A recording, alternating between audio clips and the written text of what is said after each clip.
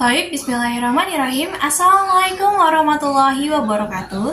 Sebelumnya, izin perkenalkan diri, nama saya Dinda Isa Putri, NPM 2211060046, Prodi Pendidikan Biologi 22A.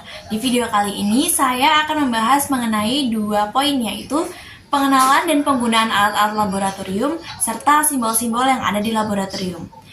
Karena pada dasarnya praktikan-praktikan yang ingin melaksanakan praktikum ataupun percobaan di laboratorium hendaknya mengetahui dulu apa aja sih alat-alat dan cara penggunaannya serta simbol-simbol yang ada di laboratorium sesuai dengan MSDS atau Material Safety Sheet atau lembar data keselamatan bahan agar tidak terjadi kecelakaan kerja pada saat melakukan praktikum.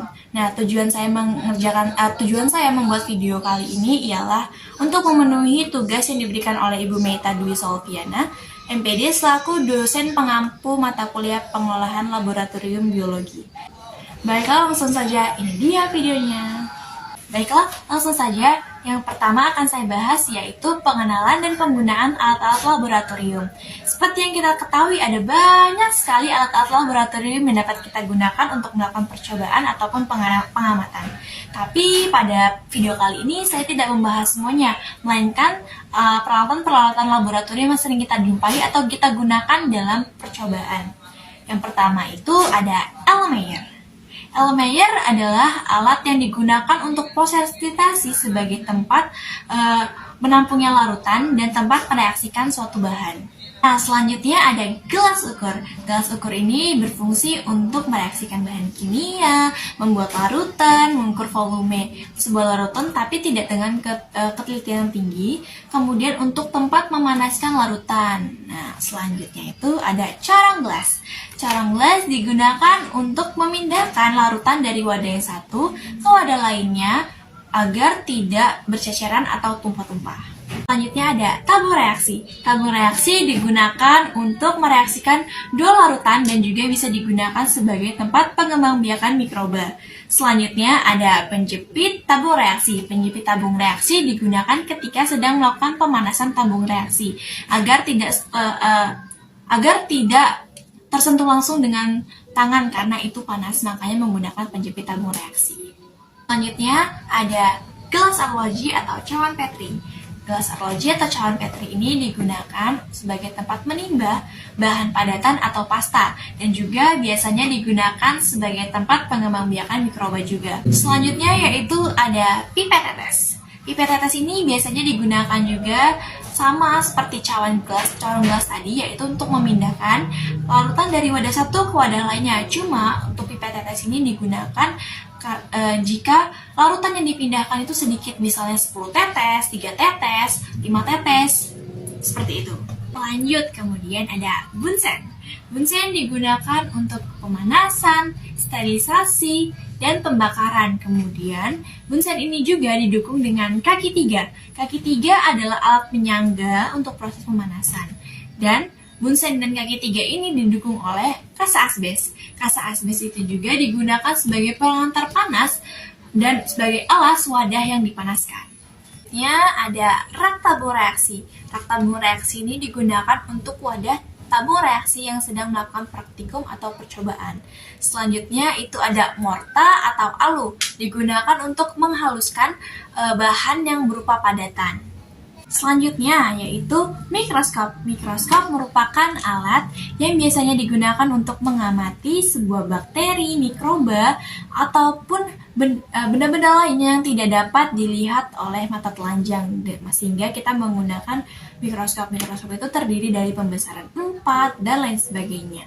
Kemudian ada preparat. Preparat merupakan alat yang digunakan untuk meletakkan bahan yang akan diamati melalui mikroskop. Nah, itu tadi alat-alat dan penggunaannya yang dapat saya jelaskan dan yang sering kita temui yang umumnya digunakan dalam praktikum atau percobaan di laboratorium.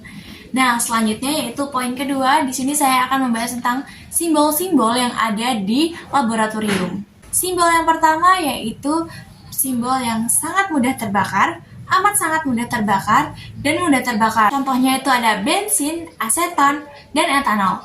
Jadi, untuk bahan-bahan yang mudah terbakar ini, sebaiknya dijauhkan dari sumber panas dan sumber api agar tidak terjadi kebakaran saat melakukan praktikum dan wajib berhati-hati. Ya, ada yang beracun, sangat beracun, dan mudah teroksidasi. Contohnya itu ada merkuri klorida, botulium toksin, dan hidrogen peroksida.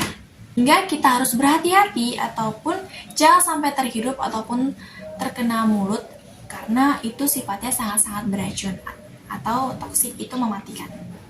Ada harmful, mudah meledak, dan mudah terbakar. Contohnya ada pridin, amonium nitrat, dan belerang.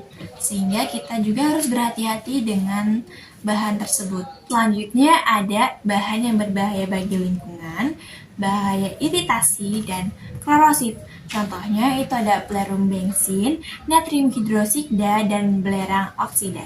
Selanjutnya ada cairan yang mudah terbakar, gas yang mudah terbakar, material yang dapat secara spontan langsung terbakar. Contohnya ada benzena, butana, dan aluminium alkalin fosfor. Kemudian ada material yang bereaksi cukup keras dengan air, kemudian radioaktif, dan ada oxidizer, yaitu contohnya alkalin, uranium, kalium perklorate. Kemudian ada bahan yang mengandung organisme yang penyebab penyakit, kemudian bahan yang merusak sistem pernafasan, serta racun. Contohnya ada karbon monoksida, klorin, dan sianida. Selanjutnya ada gas beracun, gas tidak beracun, dan organik peroksida, yaitu arsenik, oksigen, hidrogen peroksida. Nah, jadi itu deh pengenalan alat-alat dan penggunaan alat-alat di laboratorium serta simbol-simbolnya yang sering kita temui di laboratorium. Sehingga ketika kita sudah mengetahui penggunaan dan simbol-simbol tersebut, kita dapat berhati-hati dan terhindar dari kecelakaan atau kejadian yang tidak diinginkan. Nah, sekian penjabaran yang dapat saya jabarkan di video kali ini. Lebih dan kurangnya saya mohon maaf. Saya akhiri. Wassalamualaikum warahmatullahi wabarakatuh.